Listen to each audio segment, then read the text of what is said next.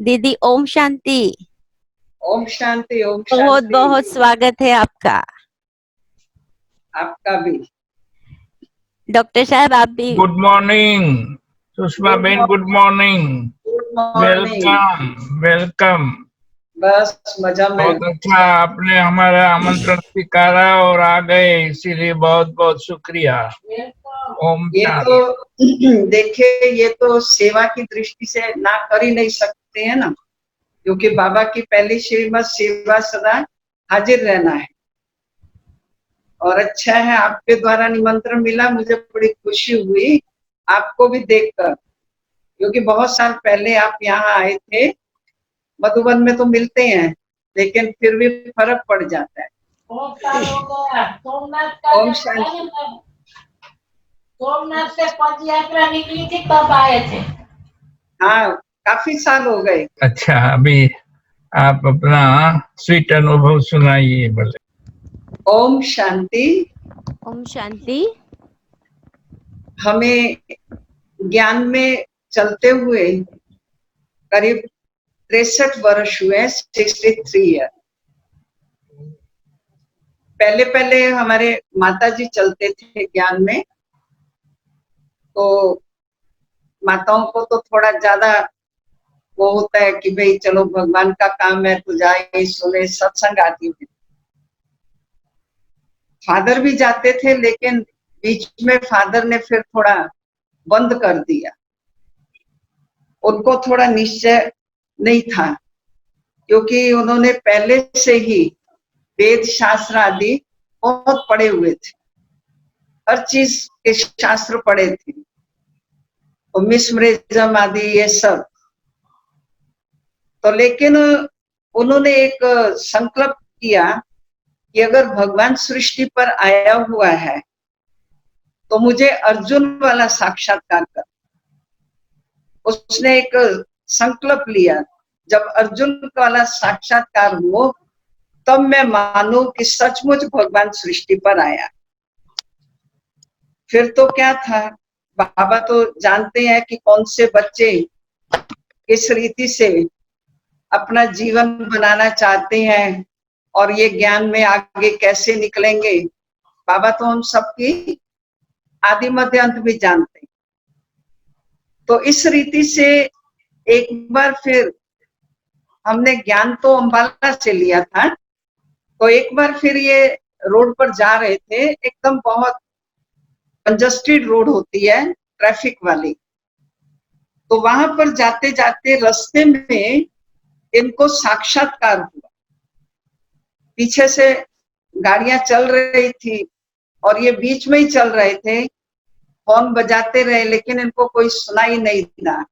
एकदम अचानक किसी ने हल्की रीति से गाड़ी टच की, तो एकदम वो सोच में पड़े कि क्या हुआ।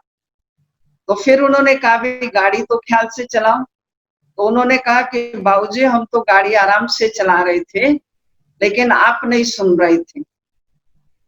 तो जब घर आए तो उन्होंने बताया कि मुझे कैसे आज परमात्मा का साक्षात्कार जो अर्जुन को हुआ था वो ही मुझे परमात्मा ने कराया, इसलिए ये संस्था रियल है। दूसरे दिन से ही उन्होंने आश्रम पर जाना शुरू कर दिया। अब जब आश्रम पर जाना शुरू किया, योग भी अच्छा लगने लगा, क्योंकि पहले तो 7 दिन का कोर्स वगैरह बहुत नहीं होता था। 2-3 दिन में ही दादियां हमारी आत्मा का, शिव बाबा का परिचय देकर तीसरे चौथे दिन तो कहते थे अखंड योग है, उसमें आकर के बैठ।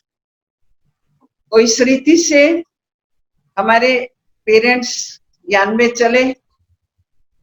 अभी तक हम बच्चे नहीं गए थे, तब हम बहुत छोटे थे। मैं समझती हूँ 4वीं या 5वीं कक्षा में हम पढ़ते होंगे। तो मैं रात को सो रही थी, तो स्वप्न में मुझे ऐसा लगा मैं जैसे जंगल से पार कर रही हूँ, और जंगल में थोड़ा बहुत डर लग रहा था। तो जब डर लग रहा था, अब अकेली निकलूं कैसे, तो मैंने दूर से देखा कि एक कोई बूढ़े बाबा हैं सफेद कपड़ों वाले, जो चारपाई पर लेटे हैं और खांसी खा रहे हैं। तो हमने उनके पास जाकर कहा, मैंने कहा बाबूजी हमें जरा जंगल से बाहर निकालिए, हमें डर लगता है।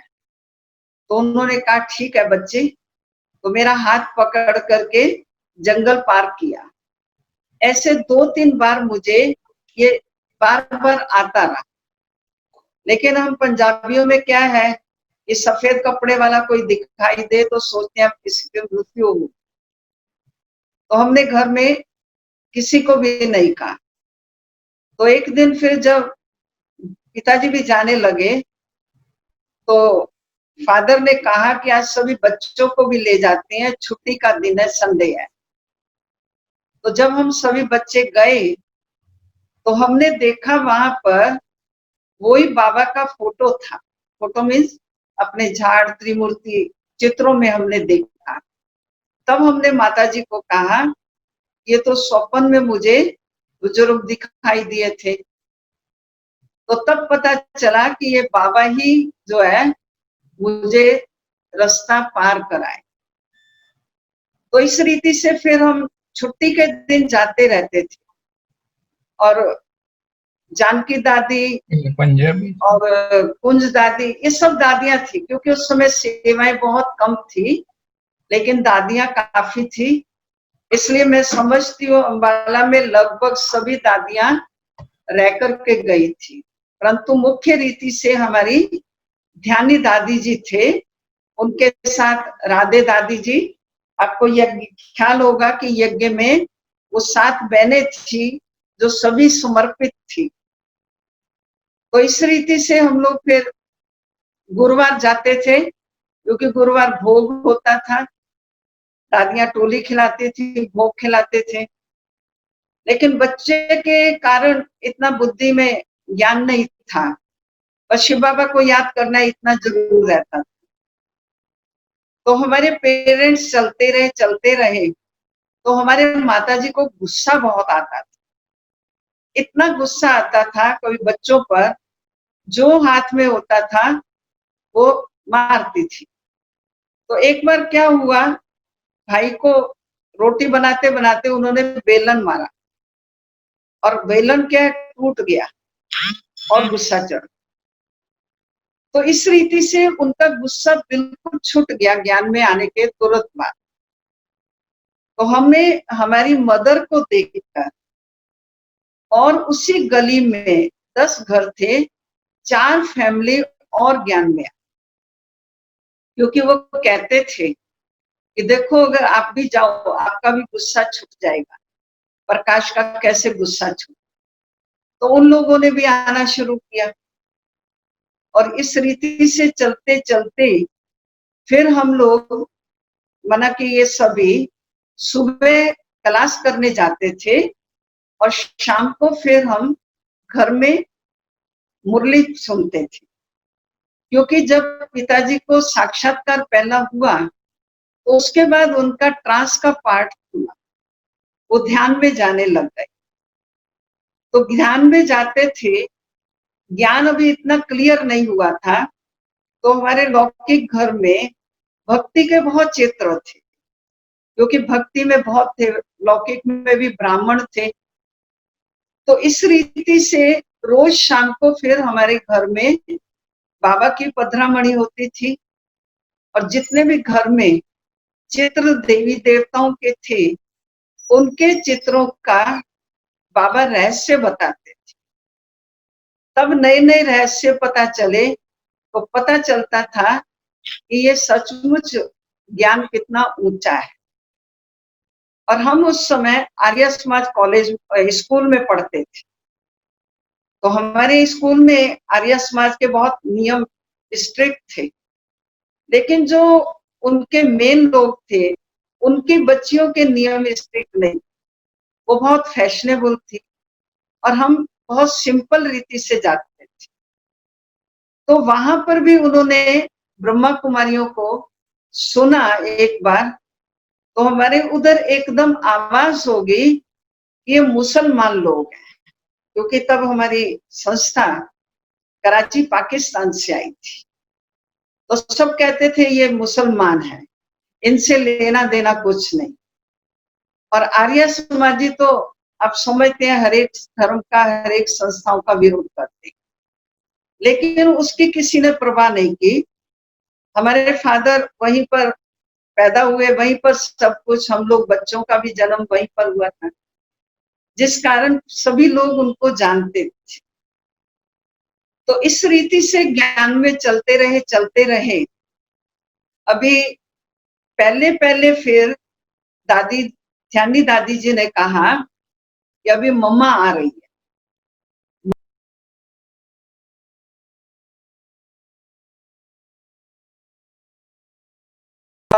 मिलने का मिलेगा।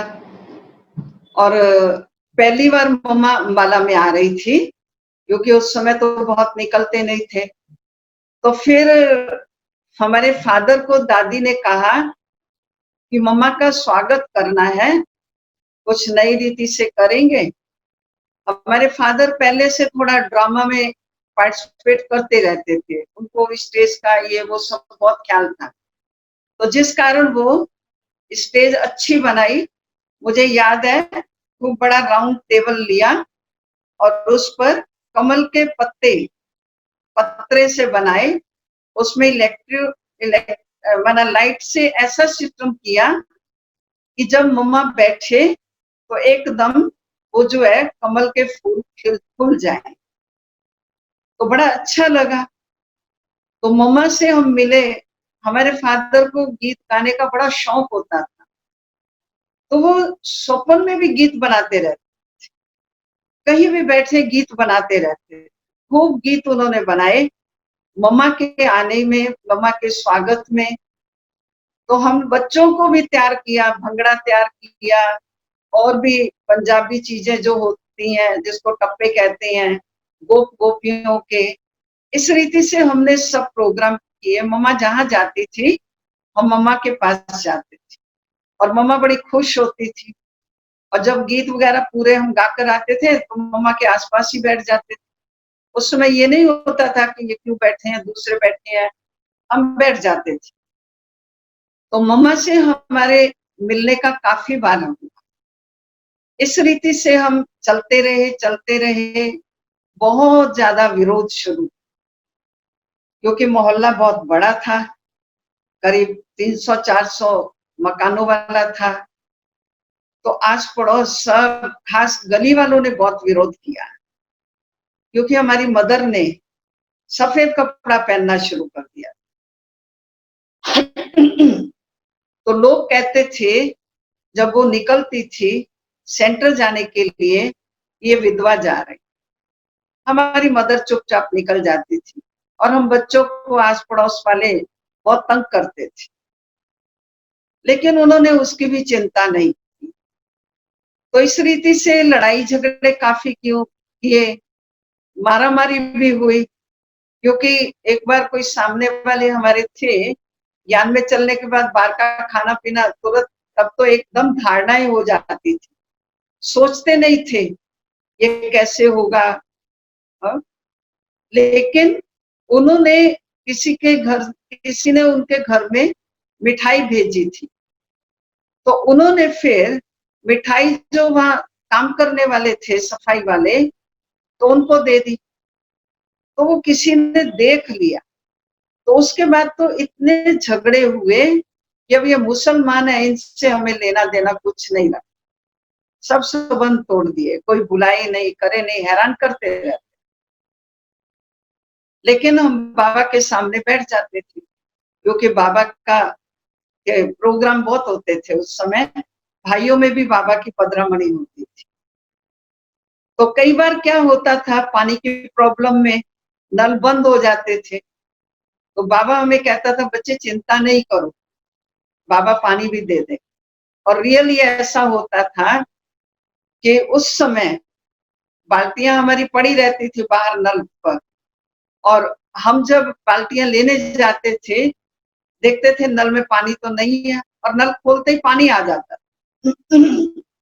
लोग कहते थे देखो ये सचमुच ब्रह्मा कुमारियां जादूगर।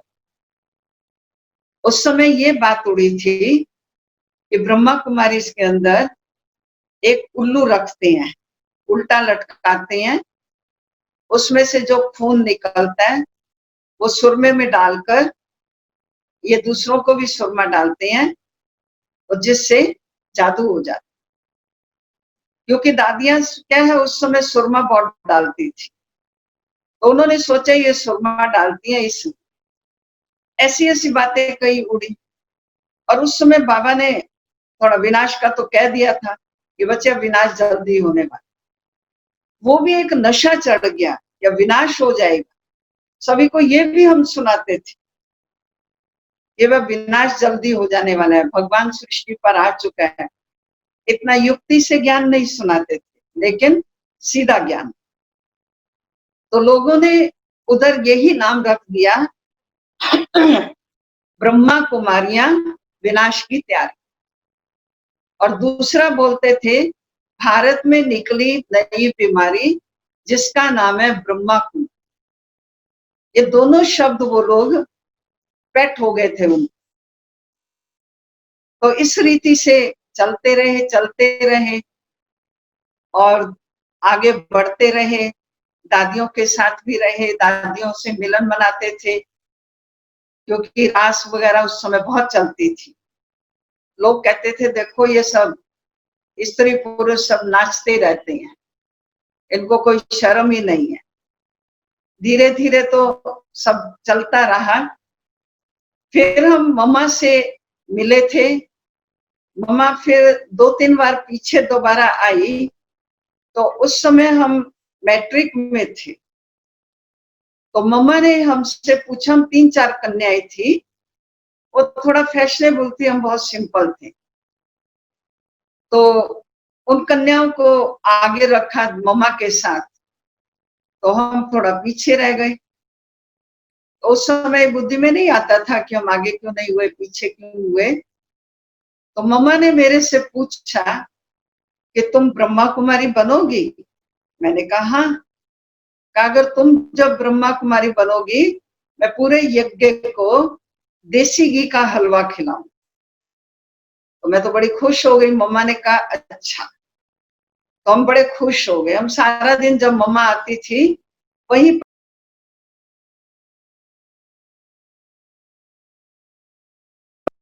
तो इस रीति से मम्मा के सामने भी कई आर्य समाजी आए थे। आर्य समाजियों का तो इतना झगड़ा होता था वहां पर। हमारे लौकिक घर में भी उधर मोहल्ले में आर्य समाजी रहते थे। तो एक दिन हमारे फादर ने कहा, उन्होंने स्पीच रखी थी कि मैं भी बोलूंगा। उन्होंने कहा देखे क्या बोलता है। तो उस समय हमारे जो आर्य समाजियों के बड़े थे तो काफी उम्र थी, तो उनके बेटा पैदा हुआ। तो फादर ने जब स्पीच शुरू की तो उन्होंने बताया कि ब्रह्मा कुमारी का पहला नियम है पवित्र बनो, योगी बनो, जीवन को श्रेष्ठ बनाना है, जीवन को महान बनाना है। जो हमारे शास्त्रों में लिखा हुआ है, गीता में लिखा है, तो इसी प्रकार हम अपना वो जीवन जी रहे हैं। हमारी इतनी उम्र में कोई बच्चे पैदा करने का वो नहीं होता है। तो इस कारण तब से वो आर्य समाजी थोड़ा शांत हो गया। तो हमें विचार आया, क्योंकि हमें दादियों का प्यार बहुत अच्छा लगा, दादियां बात करती थी, बहुत अच्छा लगता। तो हमने सोचा, क्योंकि मैट्रिक पूरी की, हम बहुत इनोसेंट टाइप थे, कोई दुनियादारी का कुछ नहीं, बस मैं, माँ बाप और हमारे भाई। खाना पीना तो बचपन से ही छोड़ दिया था जब से ये मदर ने कहा, और वो सब चीज हमें घर में ही बनाकर खिलाती थी। आर्थिक रीति से भी थोड़ा फादर की पोस्ट मास्टर थे, लेकिन उस समय इतनी सुविधाएं नहीं थी जितनी आज है बोनस शादी की। तो इस रीति से चलते रहे। पेरेंट्स तो बाबा से मिलने के लिए पहले गए, और फिर उसके बाद आपको याद होगा कि बाबा एक बार दिल्ली में मेजर की कोठी में आए थे, बंगले में। तो हम अंबाला से बाबा से मिलने खास गए थे। मैं पहली बार बाबा को मिली थी। तो बाबा से मिले, सब कुछ हुआ। तो फिर उसके बाद हमने जब मैट्रिक का एग्जाम दिया तो अब हमने सोचा कि मुझे दादियों जैसा बनना है। और पहले तो बाबा भी कहते थे बच्चे अगर ब्रह्मा कुमारी बनना है तो 10 बहुत है पढ़ने में। तो मैट्रिक की, लेकिन हमने बताया हम बहुत इनोसेंट थे, दुनिया की कोई नॉलेज नहीं थी। तो हमको फिर 1 साल कॉलेज में भेजा ताकि हमें थोड़ी अक्ल आए, मीन्स दुनियादारी की रीति से कुछ समझ आए।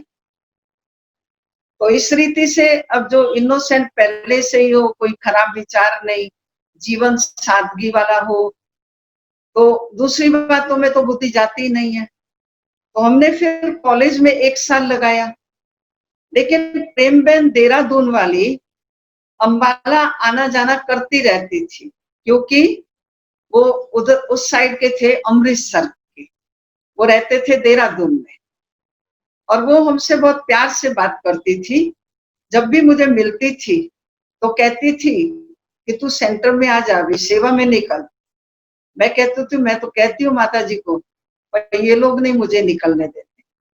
कहा तू 10 पास कर ले, फिर उसके बाद आ जाना। अब 10 तो पास हो गए थे हम। तो इस रीति से हम फिर कॉलेज में गए। कॉलेज में भी हमारे यही था, क्योंकि हम किसी से बातचीत नहीं करते थे, कोई फ्रेंड सर्कल में थे नहीं। 1-2 फ्रेंड थी, कभी ऐसी वैसी बातें करते थे तो वो जो है फिर कहते थे कि तू यहाँ नहीं बैठ, तेरे मतलब की बात नहीं है, तो मैं चली जाती थी। तो इस रीति से हम चलते रहे।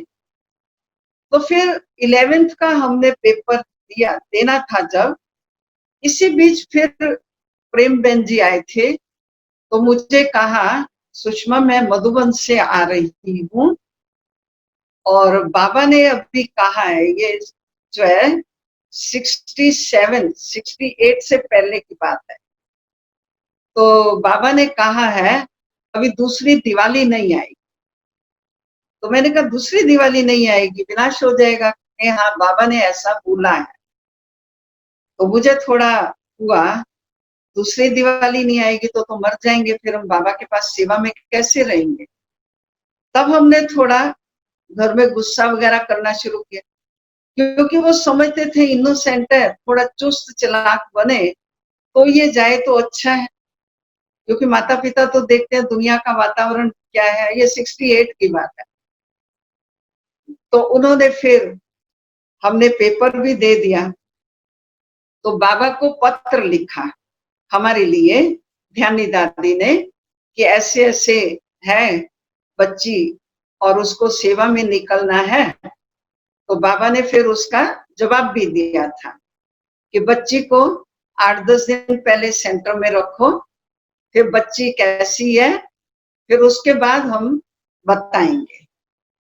तो हम फिर 10 दिन के करीब अपने दादी के पास रहे और फिर दादी ने मुझे अच्छी तरह से शिक्षाएं दी। उस समय ट्रेनिंग वगैरह नहीं होती थी, लेकिन दादियां ही हमें जो समझाती थी वही हम अच्छी तरह से सुनते थे और धारण करते थे।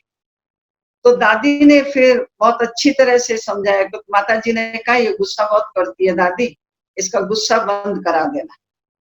तो मैंने कहा दादी देखो गुस्सा मुझे क्यों आता है, क्योंकि ये मुझे सब बोलते हैं कि तू शादी कर ले, सभी भाई कहते हैं शादी कर ले। तो एक बार तो हमने बड़े भाई को कहा कि पहले आप शादी कर लो, हम भी तो भाभी का सुख देखें, पीछे हम ज्ञान में चलेंगे। तो मेरे पेपर भी लिए कि आप शादी करके दोनों ज्ञान में आना। मैंने कहा मुझे शादी करनी नहीं, क्योंकि हमारी मदर ने भी ये फिक्स किया था बुद्धि में कि मेरे अगर बेटी होगी मैं इसको मीराबाई जैसा बनाऊंगी, क्योंकि पहले जमाने में सास वगैरह बहुत तंग करती थी। तो फिर दादी ने हमें बहुत अच्छी तरह से समझाया किया, तो हमने अपना परिवर्तन बताया घर में। तो तब से इन लोगों को लगा कि नहीं ये सेंटर में रह सके। तो फिर इस रीति से हम चलते रहे, काफी समय घर में भी रहे थोड़ा समय। फिर 68 में फादर ने कहा कि चलो बच्ची को हम मधुबन बाबा के पास ले जाते, क्योंकि जब फादर ध्यान में जाते थे तब भी बाबा से पूछा कि बाबा इसको सेवा में निकलना है, तो बाबा ने कहा बच्ची अभी पढ़ो, थोड़ा अच्छा बन जाओ। तो मुझे बाबा ने भी ऐसा कह दिया, तो अभी मधुबन जाएंगे, मधुबन से बाबा से पूछूं। तो फिर मधुबन जाए तो सबने कहा कि पूरी फैमिली सहित जाए, लेकिन आर्थिक रीति थोड़ी तकलीफ थी। तो फिर क्या तो पोस्ट मास्टर थे फादर, तो एक बार उनके पास कोई व्यक्ति आया, अपना मनी ऑर्डर करना था कुछ, तो उसने पैसा दिया, 2-3 बार गिनती किया उसने भी, फादर ने भी, और दूसरे दिन वो उसका विधि पूरी करनी थी।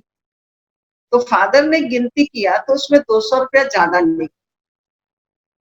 तो फादर ने फिर उस आदमी से पूछा कल कितना पैसा दिया? उसने कहा पंडित जी मैंने तो गिनती करके दिया था, आपने भी गिनती किया था। तो कहा ठीक है। दोनों को आया, ये बाबा ने हमारे लिए भेजा है। तो इस रीति से पूरी फैमिली, हम 7 जने, माता पिता, 4 भाई और बहन में अकेली थी।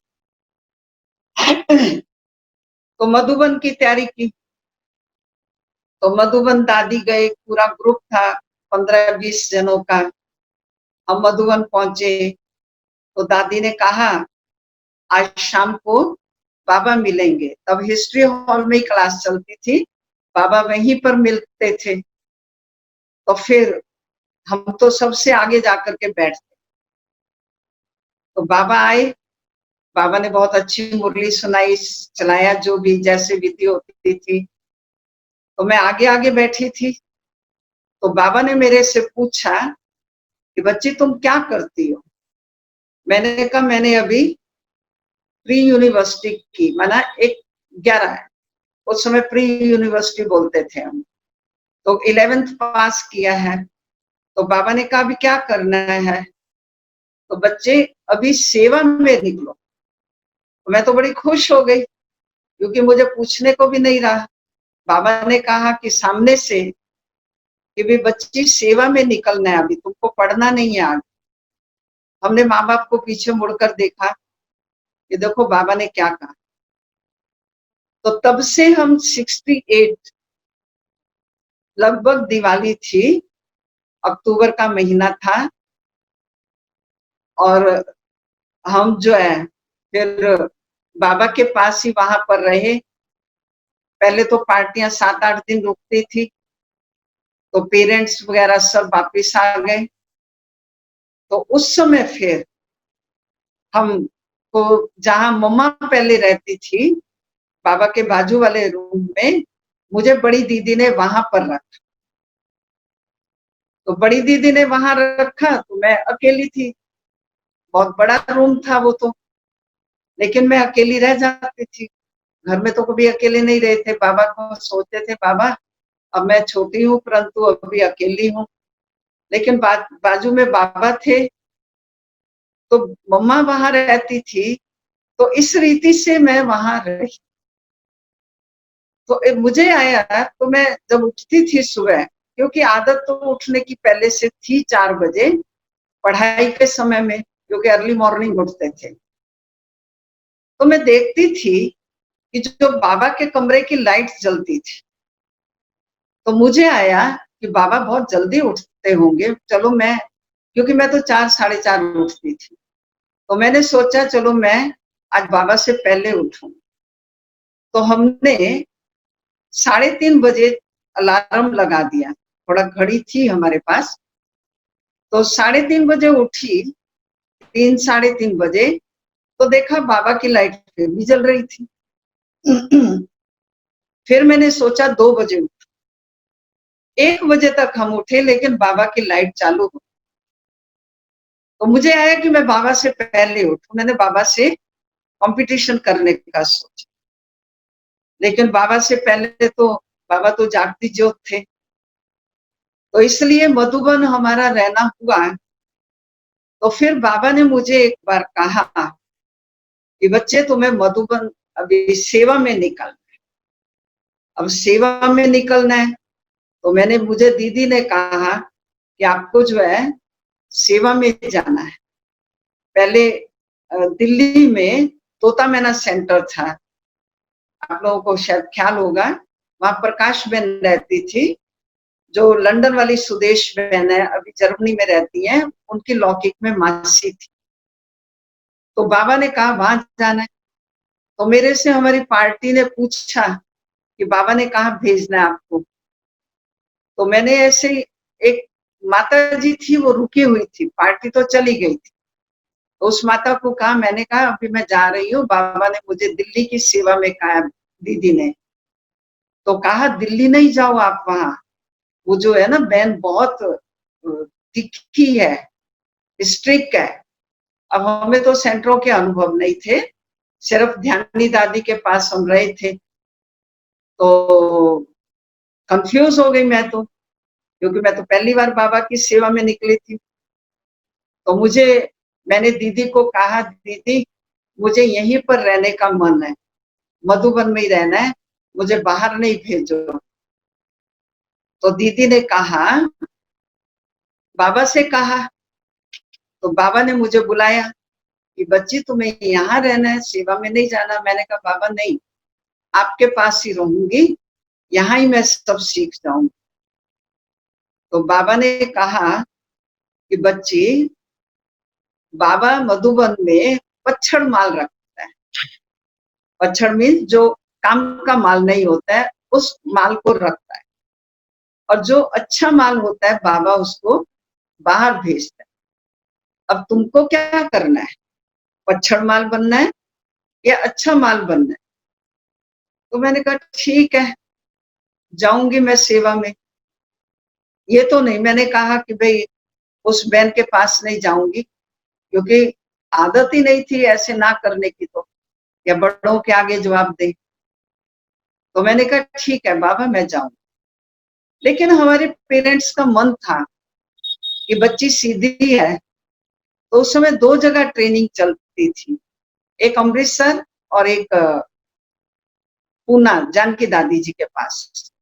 तो फादर ने कहा कि बाबा इनको या अमृतसर या पूना में ट्रेनिंग के लिए भेजना है। लेकिन बाबा ने उसी समय कहा कि बच्ची को ट्रेनिंग की जरूरत नहीं है, ये तो माता लगती है माता, क्योंकि घर से आए थे, हेल्थ भी अच्छी थी। तो फिर उसके बाद हम तोता मैना सेंटर गए प्रकाश बहन के पास, और वो भी हमें चलाती थी अच्छी तरह से, लेकिन थोड़ा खाने पीने की प्रॉब्लम बहुत रहती थी। अब हम लोगों को तो आदत थी घर से रात को दूध पीना, और ये चीज अच्छी नहीं लगती, वो नहीं अच्छी लगती, लेकिन वहां तो हम कुछ बोल नहीं पाते थे, और खाना भी थोड़ा एकदम अलग था। कभी वो उस बहन के लिए सूप बनता था, उस सब्जियों को पीस करके उसी की सब्जी बनती थी अधिकतर। तो इस रीति से हमने वहां चलाया अपने को, लेकिन हमने कभी अपना मूड ऑफ नहीं किया कि भाई ये है वो है फलाना है, आराम से जो होता था हम करते थे। तो इसी बीच फिर मुझे उन्होंने मुरादाबाद रखा। मैं नई नई थी, तो मुरादाबाद, पहला पेपर मेरा मुरादाबाद में आया। तो गए वहां पर, तो एक बार मैं हॉल में ही बैठी थी, वहां हॉल ऊपर से आने की, जो नीचे से आने की सीढ़ी थी, नजदीक थी, बाजू बाजू में। तो किसी ने बाहर से दरवाजा खोला। अब कोई पी करके आता है, मुझे पीने वालों की स्मेल थोड़ा जल्दी आ जाती, तो मुझे कहा दरवाजा खोलो। हम दरवाजा बंद रखते थे, क्योंकि मुरादाबाद थोड़ा गुंडागर्दी का शहर बहुत ज्यादा। तो हमने कहा अभी तो सेंटर बंद हो गया है। मेरे साथ एक बूढ़ी माता जी रहती थी, तो कहा नहीं मुझे एक प्रश्न पूछना है। मैंने कहा हमने आपको कहा ना कि बंद हो गया, बाहर दिखाई नहीं दिया आपको कि बंद है दरवाजा, सेंटर बंद है, इस समय टाइम नहीं होता है? तो काफी उसने बोला कि मैं एक ही प्रश्न पूछूंगा। तो मुझे आया चलो, तो हमने उसको खोला। तो क्लासरूम बाजू में ही था, सीढ़ी से कनेक्टेड। तो क्लासरूम में वो खड़ा हुआ था, मैं भी खड़ी थी। तो मैंने कहा क्या बात है, तो वो आगे आता जाए, मैं पीछे हटती गई। तो वो ऐसे ही करता रहा। फिर मैंने उसको एकदम कहा, मैंने कहा जहां खड़े हो वहीं पर खड़े रहो, अभी एक कदम भी आगे नहीं बढ़ाना, नहीं तो ठीक नहीं है आपके लिए। क्योंकि माता जी जो थी वो किचन में थी, तो मैंने कहा अभी वहीं पर आप बैठ जाओ, खड़े नहीं बैठ जाओ, और मैं खड़ी रही। तो फिर मैंने कहा आपको पता है मैं कौन हूं? पहले उसने अपना परिचय दिया, मैं जज। तो मैंने कहा आपको पता है मैं भी कौन हूं? कि नहीं आप बहन हो यहाँ की। मैंने कहा नहीं, मैं जज हूं, जैसे आप जज हो मैं भी एक जज हूं, लेकिन आप जैसी जज नहीं हो। मैंने कहा हम पूरी दुनिया के जजमेंट करने वाले जज हैं, इसलिए आप शांति से बैठो। बाबा ने ये पॉइंट कहाँ से निकाली, हमें तो जज बज का कुछ अनुभव भी नहीं। फिर हम किचन में गए, माता जी को कहा इनके पास बैठो, लेकिन इनको ये नहीं बताना कि मैं कन्या हूं, कहना माता जी गई हैं अभी आती। तो नजदीक नजदीक भाई थे, 2-4 भाइयों को हमने बुला करके भेजा सेंटर। तो भाई उसको गिले से पकड़ करके नीचे ले गए, 2-3 झापड़ मारे। फिर उसने बताया मुझे यहाँ किसी ने खराब दृष्टि से भेजा था। तो पहला पहला पेपर मेरा ये आया। दूसरा, फिर सभी घर में से सभी जने पत्र लिखते थे अलग अलग कि आप अकेली नहीं रहो, दादी को कहो, वहां की बहन को कि मैं नहीं हूं, मुझे नहीं अकेली नहीं रखो, ये नहीं करो। सभी के पत्र आए, 6 पत्र आए मेरे पास। हम रोज पढ़ते भी थे जो पत्र आए उनके। फिर हमने, क्योंकि कुछ भी होता है, मैं बाबा से मुझे बहुत प्यार था, मैं बाबा को याद करती थी और बाबा को हर बात बता देती थी। तो मैंने फिर एक बार वहीं पर बैठ कर के 15-20 पेज का घर में लेटर लिखा, और वो लेटर लिखा बहुत अच्छी तरह से। पूरा तो मुझे याद नहीं है, 2-3 पॉइंट मुझे याद थी। मैंने लिखते लिखते सारा ये लिखा इसमें फिर कि देखो, अगर मेरी आप शादी करते और वो व्यक्ति डिफेंस में होता, तो भी मुझे अकेले तो रहना पड़ता घर में, कि वो पति सब जगह तो मुझे ट्रांसफर में नहीं ले जाएगा। डिफेंस वालों की तो ड्यूटी कभी कहाँ होती है। इसलिए मैं अकेली नहीं हूं, मेरे साथ तो बाबा है। बाकी अगर ये पॉइंट है तो ये पॉइंट मैंने आपको लिखी। फिर अंत में हमने उनको ये लिखा, अगर आपको बहुत मेरी चिंता है तो आप माता जी को भी भेज दो, समर्पित कर दो, वो मेरे साथ रह जाएंगे, तो आप निश्चिंत हो जाएंगे। और पत्र भेज दिया। जब हमने पत्र भेजा, उन्होंने पढ़ा, सभी को उन्होंने पत्र सुना, क्योंकि उनको विश्वास ही नहीं था कि मैं इतना अच्छी तरह से पत्र लिखूंगी और अपने निश्चय से पत्र लिख। अपने निश्चय से पत्र जब लिखा, क्योंकि अभी मुझे बहुत 4-5 महीने ही हुए थे, मैं समझती हूँ, बहुत महीने भी नहीं हुए। तो उन्होंने वो पत्र संभाल कर रखा, और मुझे फिर उसके बाद उन्होंने पत्र वत्र लिखना बंद कर। इसी बीच जब हम सेवा में निकले थे, तो हम फिर 1 साल के बाद लौकिक घर गए थे। वहां हमारे बड़े मामा आए, मदर से छोटे थे लेकिन बहुत स्ट्रिक्ट था। सभी बहनें, हमारी मासियां उससे डरती थी। तो ये पॉइंट निकली, इसको शादी क्यों नहीं करनी किया। तो मैंने कहा मुझे शादी नहीं करनी है। हाँ, एक है, अगर मेरी एक शर्त है। का क्या शर्त है? मैंने कहा मैं शादी करूंगी जरूर, मेरा भी मन होगा ना। तो माँ बाप भी बैठे थे, वो देखते रहे कि क्या बोल रही है। मैंने कहा लेकिन एक शर्त है। का क्या शर्त है? वो खुश हो गया कि शादी कहाँ तो की।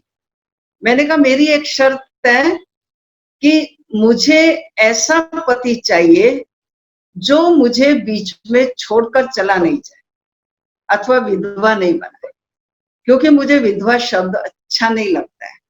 ऐसा कोई लड़का हो तो आप मुझे बताओ, मैं आज शादी करूं।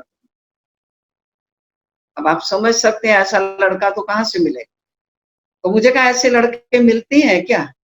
मैंने कहा तो मुझे नहीं करनी, मुझे शादी नहीं करनी, मुझे ऐसा लड़का मिले तो मैं करूँ। उसके बाद उसका मुंह बंद हो, कभी नहीं बोला, लेकिन काफी नाराज हुआ, बोलता रहता, क्योंकि उधर हमारे लौकिक मामा भी ज्ञान में चल पड़े थे, वो भी अनमैरिड था, उसकी उसने एंगेजमेंट की हुई थी, वो तोड़ दी उसने, और वो भी उनको बहुत रहा। एक बात हम बताना भूल गए, हम जब मधुबन में बाबा मिले थे, जब हमें कहा बच्ची सेवा में निकलना है, तो उस समय बाबा ने हमारी पूरी फैमिली को, ध्यानी दादी को कहा कि ध्यानी ये सप्त ऋषियों का परिवार, क्योंकि हम साथ थे, 4 भाई, मैं अकेली और माता पिता, तो ये मेरी बच्चे सप्त ऋषि हैं। तो तब से बाबा ने हमें ये सप्त ऋषि का टाइटल दिया, और वो जो टाइटल आज तक चलता है। अभी भी हमारे पास वो टाइटल सुनकर, और वो टाइटल हम अपनी बुद्धि में रखा हुआ है, हमें नशा चढ़ता, क्योंकि हम सुनते थे कि चंद्रमा के आसपास जो कुछ तारे हैं जो सप्त ऋषि होते हैं। अब बाबा ने जब टाइटल दिया तो और नशा चढ़ गया, क्योंकि वही सितारे हम हैं, हम सप्त ऋषि हैं। तो इस रीति से फिर जो है हमारे मामा की आवाज तो बंद, हम लोग सब ज्ञान में चल रहे हैं, सभी भाई बहनें भी भाई चल रहे हैं। और फिर हमारे पेरेंट्स, थोड़ा फादर बीमार रहते थे, हमें लौकिक से इतना था, क्योंकि एक मैं अकेली बहन थी, बच्ची थी उनकी, तो मुझे आता था कि माँ बाप को छोड़ना तो बड़ा मुश्किल है, और शुरू में थोड़ा लगा भी, और उसमें फिर बाबा ने शरीर छोड़ दिया, ये हमारे लिए थोड़ा मुश्किल हुआ, क्योंकि जो ही बाबा ने शरीर छोड़ा उस समय मैं दिल्ली में प्रकाश बहन के पास, और प्रकाश बहन ने कहा कि हम बाबा के पास जा रहे हैं, शरीर छोड़ रहे हैं, तुम यहाँ रहना। अब मैं कुछ बोल तो नहीं सकी, क्योंकि नई नई थी और छोटी भी थी, तो वो चली गई और मैं सारा दिन रोती रही। मैंने ये रोते रहे कि अब बाबा चला गया, हमने तो जीवन बाबा को दिया, अब हमें कौन पूछेगा। उसी दिन अम्बाला से एक भाई आया था, वो अपने काम के लिए आया था, रेलवे में था, तो मैंने कहा अच्छा हुआ आप आ गए, अब मैं आपके साथ ही घर चलूंगी, मैं यहाँ नहीं रहूंगी, क्योंकि बाबा चला गया, हमें कौन पूछे, किसके पास हम अपने बातें सुनाए। तो वो भी समस्या में पड़ा, तो उसने युक्ति रची, कहा ठीक है तुम तैयारी करके रखना, मैं आपको ले जाऊंगा वापसी। तो मैंने अपना सब तैयार करके सामान रख दिया, तो वो तो आया ही नहीं, वो चला गया। तो इस रीति से फिर हमारे पेरेंट्स का पत्र आया कि मधुबन में अव्यक्त हुए ना बाबा, तो मधुबन में लगभग मुझे लगता है मार्च अप्रैल में जो सेंटर में रहने वाली बहनें थी, उनकी उन्होंने भट्ठी रखी थी, 2 मास 2 महीने की भट्ठी थी, वो रखी, उधर से ही उन्होंने फॉर्म वगैरह भर दिया। तो उस भट्ठी में हम गए, उसमें केवल 21 बहनें थी, जिसमें मुझे याद है ज्योति बहन जो अभी वर्तमान कंबोडिया में है लेकिन घर में है, जयंती बहन तो लंदन में, तो ये दोनों बहनें भी थी फॉरेन की, और टोटल 21 बहनें थी। चंद्रमणि दादी हमारी मेन टीचर थी, और सुदेश बहन जर्मनी वाली उनके साथ मेन टीचर। तो उसमें हम पहुंचे, लेकिन लगा बाबा तो है नहीं, अब बाबा तो चले गए, भट्टियां शुरू हुई, और हमारा 3-3 का ग्रुप बना, 7-7 बहनों के हिसाब से। एक बहनें सफाई करती थी, एक ग्रुप एक किचन में जाती थी, और एक ग्रुप कपड़ा धुलाई करते थे, सबका इकट्ठा। और उसमें 2 दिन की या 1 दिन की छुट्टी भी होती थी, पिकनिक पर भी ले जाते थे। वैसी भट्ठी अभी तक दोबारा कभी हुई नहीं। और हर दादियों का हमें क्लासेस मिला, मधुबन में जितने भी थे सबका क्लासेस मिला, और इतने बड़े बड़े पतीले उठाए। अब 1 महीना भट्ठी पूरी हुई। अब जब 1 महीना भट्ठी पूरी हो गई, दूसरा महीना शुरू हुआ, लगभग सब बहनें बीमार पड़ने लगी। प्रेस से भी उस पर प्रेस करते थे ना, बहुत बड़ी बड़ी भारी भारी होती थी। अभी तो प्रेस हल्की है, और कोलसे वाली होती थी। और कोई इतने किचन में इतने बड़े बड़े पतीले उठाए, कोई के मेरी बांह दर्द, कोई के मेरी कंधा उतर गया, तो सब एक आवाज हो गई। फिर उसके बाद दूसरा ग्रुप भी आने वाला था, कन्याओं का ही आने वाला था ट्रेनिंग के लिए। जो घरों में रहती थी कन्याएं, उनकी भट्ठी थी। तो फिर दादियों ने थोड़ा विचार किया, अब ये समाचार तो भेजेंगे सभी को, तो सब सोचेंगे तो बीमार होगी बहनें, तो हम भी बीमार हो जाएंगे, हमसे भी काम लेंगे। फिर दूसरे महीने से काम हमारा हल्का कर दिया। लेकिन इतना आनंद आया था सचमुच, वो भट्ठी से हम इतने पक्के हुए कि जो अभी तक वो भट्ठी हमें याद रहे। ऐसी भट्ठी कल्प में लगभग एक ही बार हुई थी, और एक ही बार होगी। अभी जो भट्टियां चल रही हैं ठीक है, चल रही हैं, लेकिन उस भट्ठी का आनंद कुछ और ही। फिर उसके बाद हमें विचार आया कि हम, बाबा ने शरीर छोड़ा, क्यों मुझे बाबा ने पहले से ही सेवा में निकाला। पीछे ये हमें लाइट हुई कि अगर बाबा के सामने मैं नहीं निकलती, पीछे अगर मैं निकलती, तो पीछे तो हो सकता है हम ना भी बनते बाबा के बच्चे, हो सकता है हम भी दुनिया में ऐसे ही बैठे होते। तब इसकी हमें वैल्यू हुई कि सचमुच साकार के समय निकले। आज हमारे में वो मजबूती, जो बाबा हमारे अंदर मजबूती समझते हैं, चाहते हैं, वो है। हमें साकार बाबा ने 2-3 पॉइंट कही थी कि बच्चे, बाबा ने प्रश्न पूछा था कि शिव बाबा चित्र वाला है या विचित्र।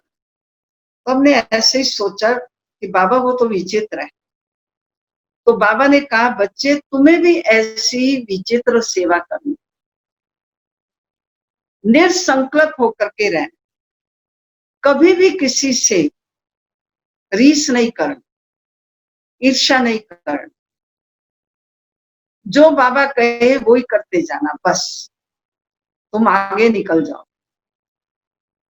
और वो बातें हमने ऐसी गांठ बांध ली कि जो आज की तारीख में भी हम उसी लाइन में रहते, रेखा में, लक्ष्मण रेखा, बाबा की रेखा के अंदर, बाबा के इस पॉइंट के अंदर ही रहते। आपको विश्वास नहीं होगा, मेरे अंदर कभी भी ईर्ष्या नहीं आती, और मैंने कभी ईर्ष्या की नहीं। क्यों? क्योंकि हम सोचते हैं बाबा के बच्चे हैं सभी, हम भी सेवा कर रहे हैं, ये भी सेवा कर रहे हैं, ये आगे बढ़ रही है तो मैं भी आगे। क्योंकि ईर्ष्या एक अग्नि का काम करते हैं। हम देखते हैं ना वर्तमान समय कितनी ईर्ष्या द्वेष रहती है। तो इस रीति से हम अपने जीवन को, हमें जहां दादियों ने भेजा, बाबा ने भेजा, हम वहां पर सेवा में रहे। हमने, मुझे याद है, मैंने मेरी लाइफ में कभी भी दादियों को ना नहीं कहा, इस जगह मैं नहीं जाऊंगी। जहां दादियों ने, दीदी ने कहा, मैंने कहा ठीक। फिर मैं जब मधुबन पहुंची तो मुझे फिर दादी ने कहा कि सुषमा तुमको जामनगर जाना। अब जामनगर कहाँ है, क्या है, वो मुझे कुछ पता नहीं, जाना है वहां। मैंने कहा ठीक है। तो फिर दादी कहती है ऐसा करो अहमदाबाद में जाओ। अब अम्बावाड़ी सेंटर, वहां भी बहनें चाहिए थी, तब शारदा बहन नहीं थी। तो मैंने मोहिनी बहन को कहा मुझे जामनगर भेज दो, दादी ने पहली बार जो बोला है ना वहीं पर, तो दादी उसने कहा ठीक, तो मुझे जामनगर भेजा। और उस समय हम फिर अहमदाबाद में थे, क्योंकि इधर कोई बाहर की टीचर को रखा हो। तो उसके बाद हम अहमदाबाद 15-20 दिन रुके थे। इधर क्यों भेजा, किस रीति से भेजा हमें पता नहीं, लेकिन सरला दीदी वहां आती थी, कोलाबा में रुकती थी, तो वहां से ये मुझे भी पूछती थी यहाँ रहना है ये वो, तो मैं कहती थी मुझे दादी जहाँ भेजी। पुष्प शांता दादी हमें छोड़ती नहीं थी, क्योंकि वहां हम 4 साल रहे। तो इस रीति से चला। तो मैं एक बात आपको बताना चाहूंगी, बीच में थोड़ा मिस हो गई है, कि मुझे एक बार दीदी ने, जब मैं मधुबन में ही रहती थी, मेरी टोली की ड्यूटी थी उस समय, अभी हम सेवा में निकले हुए थे लेकिन मधुबन में थी तब। तो तबियत के कारण हम, हिस्ट्री हॉल में योग चलता था, मैं वहां नहीं आई। तो उस दिन बहुत अच्छी टोली बनी थी, दादियों को पसंद आती थी, कुर्ती जिसको बोलते हैं। तो हम गए, मैंने कहा दीदी आज आपके मनपसंद की टोली है, खाओ। कहा मैं तेरे हाथ की टोली नहीं खाऊंगी। मैंने कहा क्यों? कहा तुम कितने दिन से नहीं उठ रही हो? मैंने कहा मैं तो रोज अमृत वेला उठती हूँ। क्योंकि दीदी की आप आदत पता है आपको, वो एक नजर घुमाती थी तो पता चलता था कि कौन मधुबन वासी नहीं आए। मैंने कहा दीदी मैं रोज उठती हूँ, मेरी तबीयत ठीक नहीं थी इसलिए मैं बाहर छत पर बैठती थी, बहनों से पूछ लो। उस समय उम्र भी छोटी थी, 74 की बात है। तो दीदी ने कहा क्या था तबीयत को? मैंने कहा मेरे कमर की प्रॉब्लम थी, मैं नीचे नहीं बैठ सकती थी। तो कहा कुर्सी पर बैठो। मैंने कहा बड़ों के आगे कुर्सी पर थोड़ी बैठा जाता है दीदी, हम छोटे हैं। तो दीदी एकदम स्ट्रिक्ट हो गई, आंखें निकाल कर कहती है तुम यहाँ आराम करने के लिए आई हुई हो, खाना पीना तो तुमको यज्ञ से भी बढ़िया घर में मिलेगा, जो चाहिए खा सकती, तो तुम क्या यहाँ आराम करने के लिए आई हो? मैंने देखा दीदी स्ट्रिक्ट हो गई। मैंने बड़े प्यार से कहा दीदी ठीक है, अब के बाद मैं कभी भी अमृत वेला मिस नहीं करूं। रियली आपको विश्वास नहीं होगा, 74 और आज मेरा, मुझे याद नहीं है कि मेरा अमृत वेला कभी मिस, एक दिन भी मेरा अमृत वेला मिस नहीं हुआ। और ही मेरा अमृत वेला अच्छा हुआ और जल्दी उठने का। मैं चाहे कितनी भी देरी से सोऊं, कोई भी प्रोग्राम हो, दिन रात आराम नहीं मिले, 4-5 दिन भी नहीं मिले, लेकिन मैं अमृत वेले उठती जरूर। चाहे कभी सुस्ती आ जाए, चलो दिन में आराम नहीं मिला 2 दिन से, लेकिन मैं मिस नहीं करती, दिन में भले मैं रेस्ट करूं। क्योंकि अमृत वेले, मैं रियली बताऊं, इस अमृत वेले ने मेरे जीवन की अनेक ऐसी समस्याएं थी जो सब खत्म हुई।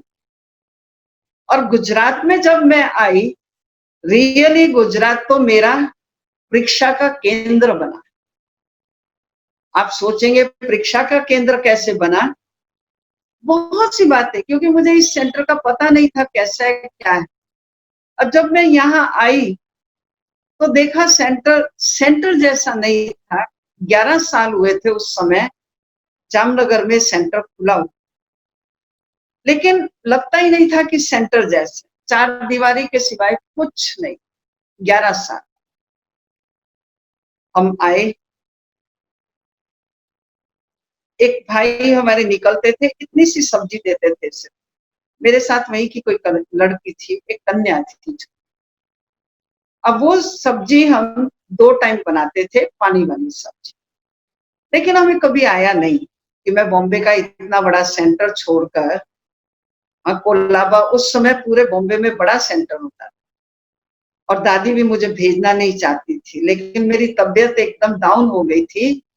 दादी जी ने मुझे वहां से कहा दादी इसकी तबीयत ठीक नहीं, इसलिए इसको नहीं रहना, क्लाइमेट सूट नहीं किया। तो इस रीति से हमें यहाँ आए, और जब से हम जामनगर आए हैं, एक के बाद एक के बाद एक के बाद पेपर पेपर आता ही रहा। कोई आप जानते भी होंगे, क्योंकि जामनगर में आप गुजरात में है। हमारा अटेंशन जहां भी रहते हैं स्व उन्नति के ऊपर बहुत। बॉम्बे में थे, हमारे traffic control time to time बजता था, और जिस दिन मान लिया दीदी आई हुई है, ऊपर नीचे कुछ गीत की भी गड़बड़ होती थी, तो दीदी दादी से पूछती थी, पुष्प शांता दादी से, कि सुषमा नहीं है। पूरे बॉम्बे में दीदी या दादी कोलाबा का मिसाल देती थी। कोलाबा एक है जहां ट्रैफिक कंट्रोल बजता है, एकदम टाइम टू टाइम एक्यूरेट। तो जामनगर में जब आए तो भाई बहने भी नहीं थे, 4-5 थे, वो भी ऐसे ही कुमार कुमार थे, कुछ काम धंधा करने वाले नहीं थे। और बॉम्बे सबसे बड़ा सेंटर था। हम सोचते थे रोज बाबा कि बाबा कुछ सेवा दो, मैं तो बैठी हूँ। कोई भाई बहन नहीं, बस 4-5 आए, मुरली सुनाई, और कोई भंडारी नहीं, कोई थे, कुछ भी था। बाबा ने जैसे कहा मैं करती गई। काफी समय तक कोई नहीं भी थे भाई बहने। धीरे धीरे धीरे जो टूटे हुए थे वो आते थे, वो भी इस रीति से ही आते थे। हम देखते थे सरला दीदी आती थी, उनके साथ उनका व्यवहार भी अच्छा नहीं रहता था, जैसे तैसे सरला बहन को बोल भी देते थे। लेकिन मैं बाबा को कहती थी कि बाबा अभी आप जानो, आपका काम इस सेंटर को चलाना है, मैं सेवा करने के लिए आया। इस रीति से हम सेवा करते रहे। वहां कई पेपर भी आए, कई समस्याएं आई, खाने पीने की समस्या तो थी, लेकिन हमने कभी भी ये नहीं सोचा कि भाई ये मुश्किल पड़ रही है या खाने को भी नहीं है। हम सोचते थे दादियों को क्या मिलता था, लौकिक घर में भी आर्थिक रीति से कम थे, तो वहां भी तो माता पिता के घर में चलाते, तो ये तो भगवान का घर है। भगवान इतनी तो तेरा शुक्रिया कि जो कम से कम 2 टाइम भले पानी वाली सब्जी हो मिलती तो है, गरीबों को तो वो भी नहीं मिलता। इस रीति से बढ़ते रहे, कोई ना कोई प्रॉब्लम चलती रहती थी, क्योंकि राजकोट के अंदर में था पहले वो सेंटर, अब वो डायरेक्ट मधुबन के कनेक्शन में रहा, तो ये भी प्रॉब्लम थी। हमें तो इन बातों का कुछ पता ही नहीं था, हम तो बिल्कुल इन बातों से इनोसेंट थे। बाबा ने ही मुझे इन सब बातों से पार करके रखी। मैं इतना जरूर कहूंगी, मेरा अनुभव ये है, मेरे सामने कोई भी प्रॉब्लम आनी होती थी, बाबा मुझे पहले से टच करते, क्या आने वाली है वो नहीं बताते थे बाबा, लेकिन इतना जरूर अनुभव होता था, टच होता था, अब कोई समस्या आए। क्योंकि सभी जामनगर की समस्याओं को जानते थे, जिसके लिए मैं लंदन में जानकी दादी जी को भी फोन किया कि दादी मेरी ये प्रॉब्लम, क्योंकि जानकी दादी जी बचपन से हमारी पूरी फैमिली को जानते थे, और वहां क्या टाइम हुआ होगा वो भी मुझे पता नहीं। मैंने एक बार फोन किया तो कहा दादी जी तो रूम में है। मैंने कहा 2 बहुत जरूरी काम है। तो दादी ने कहा क्या है? मैंने कहा दादी ऐसी ऐसी समस्या है, क्या करूं? तो दादी ने बड़े प्यार से, क्योंकि दादियों की भाषा थी ना, कहा मिट्री तो चिंता नहीं कर, जो भी होगा तेरी अच्छी बाबा करेगा, और तुम सिर्फ 3 बिंदु करो, बिंदु बनकर बिंदु को याद करो, बिंदु लगाती जाओ, जो भी इसकी रिजल्ट होगी बाबा तुझे अच्छा ही कहेगा। मैंने कहा ठीक है दादी। तो दादी जी ने जो ये मुझे प्लान बताया, प्रोग्राम, कि बिंदु बनकर बिंदु को याद करो, रियली इतनी बड़ी समस्या थी, हमने तो कभी सोचा भी नहीं था। मधुबन में जाओ तो यही कहें कि ये समस्या आपकी सुलझने वाली नहीं। रमेश भाई, उषा बहन जैसे कहें कि सुषमा छोड़ दो इस संकल्प को, ये तुम्हारी समस्या उलझेगी सुलझेगी नहीं। उसके लिए दादी ने कहा, प्लस हमने 3 साल तक योग लगाया। आप सोचो, और वो भी 2:30 बजे उठ करके हम योग करते थे कि बाबा बस संगठन एक बना दो, ये समस्या खत्म हो। और रियली ये बाबा की कमाल थी। 3 साल होने जा रहे थे, दिसंबर का महीना था। हमने दिसंबर में बाबा को कहा कि बाबा अगर ये समस्या भी नहीं पूरी होगी तो मैं 2:30 बजे का योग और जो मैं 5 से 5:30 स्पेशल योग करती हूँ वो मैं बंद कर, आप जानो आपका काम। सचमुच बाबा, विश्वास की बात दिला रही हूँ कि ठीक 15 दिन पहले मेरे पास उस आत्मा का फोन आया कि ऐसे ऐसे हैं, हम मिलजुल कर चले, हमें तो कोई प्रॉब्लम नहीं है। तो मैंने कहा अच्छी बात है। बुलाया, कॉम्प्रोमाइज किया और ठीक पूरे 2-4 दिन पहले ही सब कुछ बंद हो गया और बाबा ने समस्या टाल दी। नए वर्ष का जनवरी महीने में बाबा को भोग लगाया। मैंने अनुभव किया, हम सच्चे दिल से अगर बाबा के साथ चलते हैं तो बाबा मदद। मेरे से कई आत्माओं ने पूछा कि कैसे ये समस्या हल होगी। मैंने कहा बाबा ने, मुझे पता, क्योंकि हम तो भूले भाले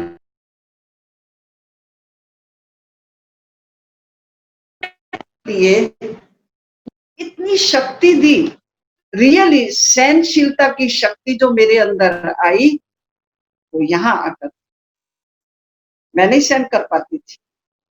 माताजी ने हमें कहा था कोई भी बड़ों के आगे मुंह नहीं खोल, सहन कर,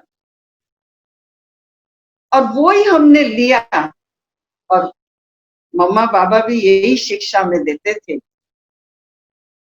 और ये इसलिए मैं आज की तारीख में भी 5 से 5:30 का योग मेरा मिस नहीं करती। मैं कहीं भी होती हूँ, मधुबन में होती हूँ या ट्रेन में होती हूँ या नौकरी पे जाती हूँ, इधर उधर कहीं जाती हूँ, 5 से 5:30 तक मैं अपना योग जरूर। हम मॉरिशस गए थे तब भी वहां भी हमने वहां के टाइम के हिसाब से हम योग। ये बल मुझे इतना मिला, आज भी उस बल को मैं लेकर के चलती हूँ। और आज भी भले हमारे माता पिता बड़े भाई शरीर छोड़ दिया उन्होंने, इनका भी शरीर छोड़ने का, बड़े भाई ने तो हमारे बाबा के सेंटर चंडीगढ़ में ही शरीर छोड़ा। मोहिनी बहन उनको शुद्ध आत्मा कहती थी, क्योंकि बच्चे थे तब से ही हम जानते थे। वो बाबा के सामने भी भंगड़ा भंगड़ा किया, सब कुछ था। बाबा के सामने निकले, इसलिए मैं, मेरे सामने कभी कोई पेपर आता है तो मैं याद करती हूँ, अरे बाबा ने मुझे सेवा में खुद ऑफर करके निकाला है, मैं अपनी इच्छा से थोड़ी आई। जिस सेठ ने मुझे नौकर के रूप में रखा है, नौकर की संभाल भी तो वो करेगा, इसलिए मैं निश्चिंत रहती। जब हम जामनगर आए थे, कुछ सेंटर में नहीं था, पंखा भी नहीं था, कोई के पंखा ले लो, हमारे बड़े भाई आए तो पंखा ले लो, कुछ मतलब कुछ भी सुविधाएं नहीं थी। हम कभी भी बुद्धि को बिगाड़ा नहीं सुविधाओं के लिए कि भी सेंटर में होना चाहिए नहीं। बस बाबा है, जो है बाबा को जो देना है, हमारा मकसद है सेवा। वो लाइफ हमारी इतनी अच्छी है, आज की तारीख में भी हमें कोई सेंटर में टेंशन नहीं है कि अब इतना बड़ा सेंटर अभी बनाया है, बाबा ने दिया है, द्वारका का दिया है, फर्नीचर बनाए, फलाने सेंटर में ऐसा ये करें। बाबा ने सेवा बनाकर दे दिया है स्थान। कुर्सी के बगैर भी हम चल सकते हैं, कुर्सी पर भी बैठ सकते हैं, जरूरी नहीं सोफों पर। पहले दादियां कहाँ सोफों पर बैठती थी। ये तो आजकल एक कंपटीशन हो गई है। हम तो आज भी उस कंपटीशन में कभी बुद्धि नहीं लगा। हम सोचते हैं बाबा तेरा थैंक्स, इतना बड़ा बाबा ने अपना सेंटर सेवा के लिए बनाया है, बस सेवाएं बढ़ती रहें, उसी से हमारा एक मतलब रहता है। इसलिए सहनशीलता की शक्ति वो हमें आज यहाँ गुजरात में आकर के हमें बाबा ने पत्थर की मूर्ति बनाई। पत्थर की मूर्ति बनकर चलने में ही फायदा है, उससे हमारी स्थिति एक रस रहती है, बुद्धि पॉजिटिव रहती है, और उसमें हमें ड्रामा हर पल हर घड़ी ड्रामा याद रहता। इसलिए मेरे पुरुषार्थ को आगे बढ़ाने के लिए मैं एक बाबा को देखती हूँ, मैं कभी भी किसी को नहीं देखती। जो अच्छे हैं आत्माएं जिनके अंदर गुण है वो हम जरूर देखते हैं। एक ड्रामा की पॉइंट रखती हूँ, एक सहनशीलता की मूर्ति। ये तो हमने कई बातें अभी बताई नहीं है। हमारे पास एक भाई आते थे, एक बार वो ऐसा बोल रहे थे कि पूछो नहीं, सामने जयंती भाई बैठे थे, खूब बोले, ना बोलने वाले शब्द भी बोले। हम उसको देखते रहे कि बाबा अब इसकी बुद्धि शांत। वो चला गया बोल। जयंती भाई ने कहा आपने दीदी कुछ भी नहीं बोला। मैंने कहा क्या बोला, गुस्सा भड़केगा, फायदा शांति होगी या तो शांति। रियली हमने उसके प्रति भी कभी नेगेटिव नहीं सोचा कि इसने मुझे ऐसा क्यों बोला, उसने क्यों बोला। चल रही आज भी वो आत्मा है। मैंने अनुभव किया है कि हम जितना सामने किसी के बोलते हैं वो उछल, उसकी उछल बंद करने का सबसे अच्छा तरीका शांत। मुंह हम नहीं खोल, क्योंकि हमारा मुंह थोड़ा खोलेंगे और उसका मुंह सर्प की तरह, अजगर की तरह। हम क्यों किसी के निमित्त। हमारी तो गलती नहीं भी होती है तो भी हम कहते हैं अच्छा भी सॉरी आत्मा। और हमें ये भी ईगो नहीं आता है कि हमें छोटी बहनें राय क्यों दे रही हैं। हमें किसी की भी राय अच्छी लगती है, चाहे आने वाले भाई बहनों की हो या रहने वाली साथी भाई बहनें हो, सबकी राय से हम चलते, क्योंकि हम बाबा के तो बच्चे हैं ना सब। ये तो बाबा ने निमित्त बनाया। आज भले हमारे पास बहनें कम हैं, लेकिन बाबा की सेवा में हम कमी नहीं। हम बाबा की यादों में आगे बढ़ते रहे, क्योंकि ये भी कम क्यों है, ईर्ष्या द्वेष सब काम कर। अभी तो और भी ऐसा ऐसा वातावरण बढ़ेगा। अब ये जो बाबा ने इतना ये टाइम दिया योग बढ़ाने, इसलिए मैं तो आप सभी को भी कहूंगी कि अमृत वेला हमारा कभी भी मिस नहीं। हमें याद है हमारी मदर ने जब शरीर छोड़ा, पैरालिसिस हो गया था, घर में कोई शादीशुदा नहीं, कि जो बाबा ने हमें टाइटल दिया सप्तऋषि का, वो रियली सप्तऋषि बनकर चले। अभी 3 भाई हैं छोटे लौकिक में, वो अपना चंडीगढ़ में इधर उधर सेवाएं देते हैं, गीत भी गाते हैं, कैसेट भी उन्होंने अपनी बनाई हुई है। और हमसे छोटे भाई अरुण भाई जो कोऑर्डिनेटर है यूथ के पंजाब साइड के, वो इधर उधर सब जगह इंडिया में भट्टियां कराने जाते हैं। वो दोनों भाई भी सभी तीनों गीत भी गाते हैं, मेले भी लगाए हैं, मेले भी बनाए हैं, वो लगाते रहते हैं। 4 ऋषि अभी हम हैं।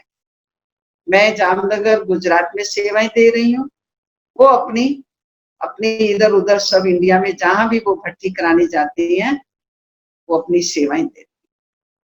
इसलिए हमें ये नशा रहता है, हम सप्त ऋषियों का परिवार के मेंबर हैं, वही सप्त ऋषि हम हैं और बाबा के समीप हैं। क्योंकि सप्त ऋषियों की भी हमने सुनी है, अभी बहुत तो नहीं ख्याल, कि सप्त ऋषियों का मुख्य काम था डूबते हुए लोगों को निकालना, पूरे विश्व में जो लोग डूब रहे हैं उनको निकालना, और वही काम हम कर बाबा की मदद से, दादियों की कृपा दृष्टि से, क्योंकि हम तो दादियों की ही गोद में बड़े हुए। एक बात हम बताना भूल गए, बहुत जरूरी।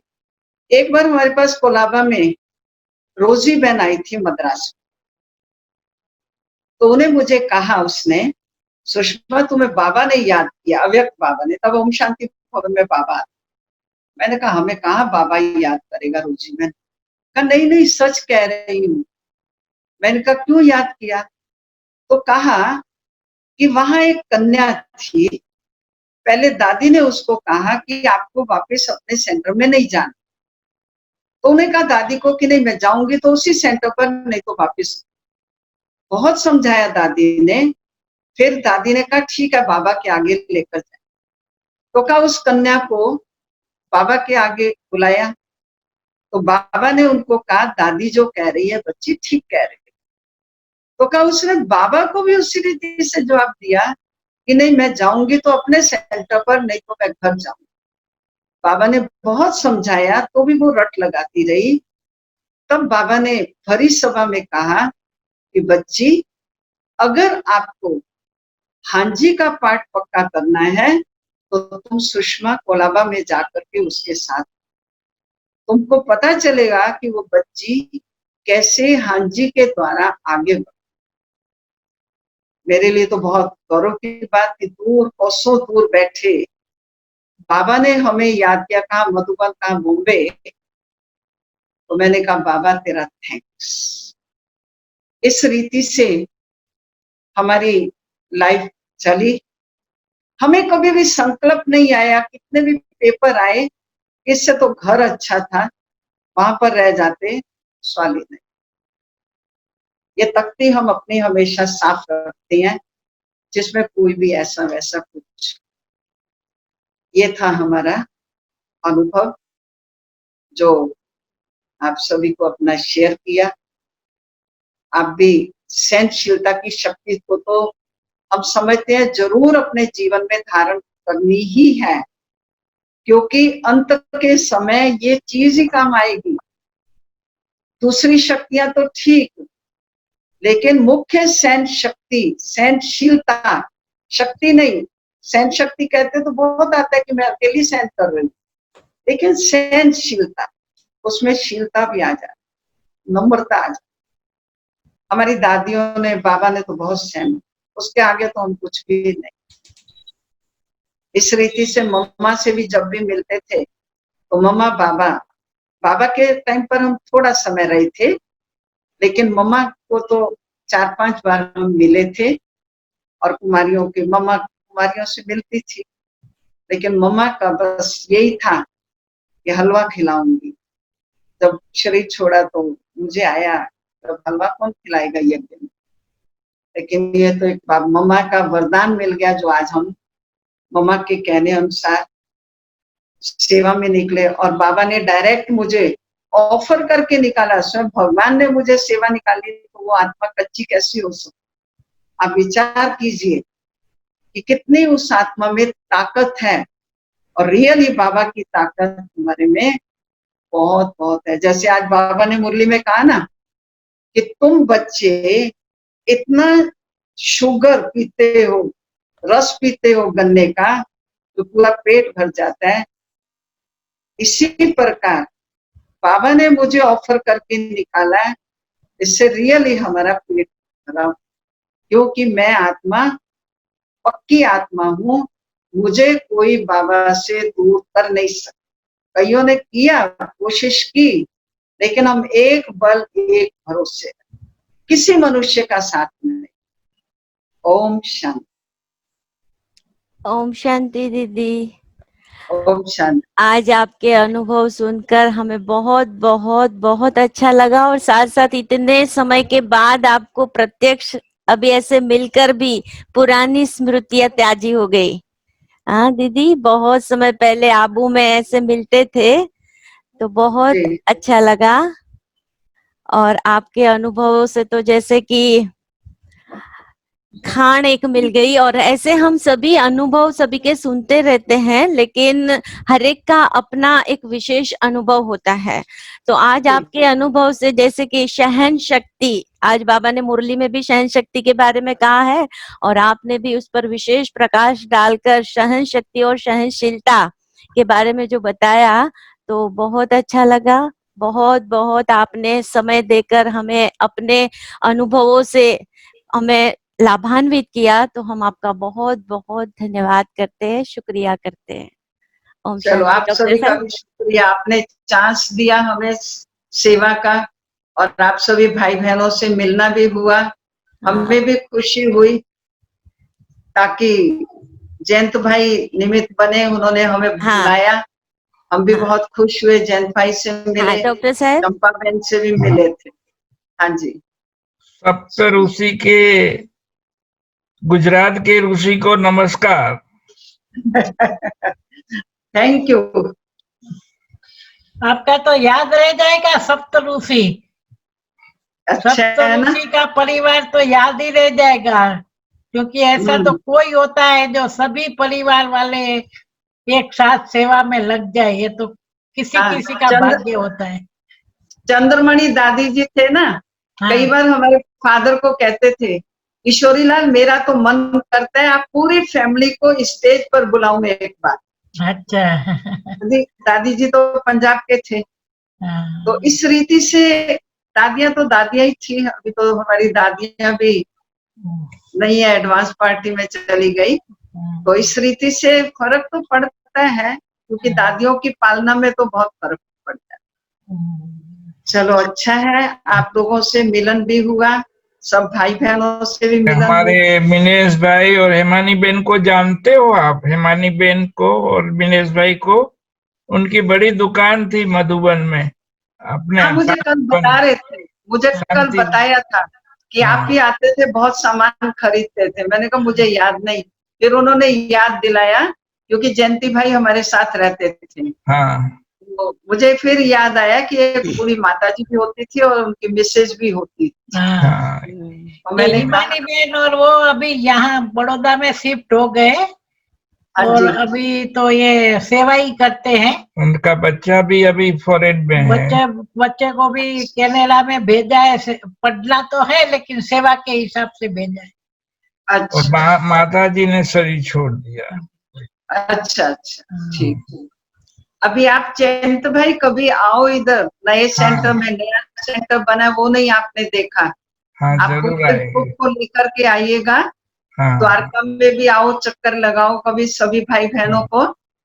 और जामनगर एक रात जामनगर रुको, एक रात द्वारका रुको, सब आकर के देखें, और हमें भी लाभ मिलेगा सेवा का। तो इस रीति से आप कभी ग्रुप का बनाइएगा, ठीक है? जरूर जरूर। थैंक यू फॉर निमंत्रण।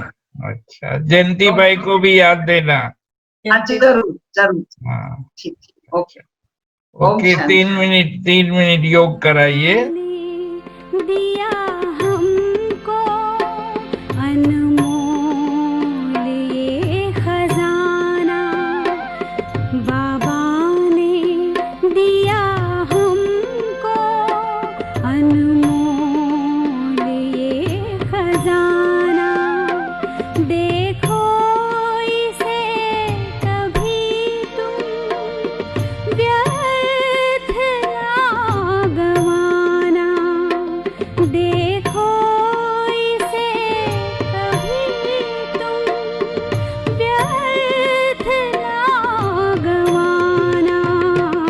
बाबा ने दिया हमको अनमोल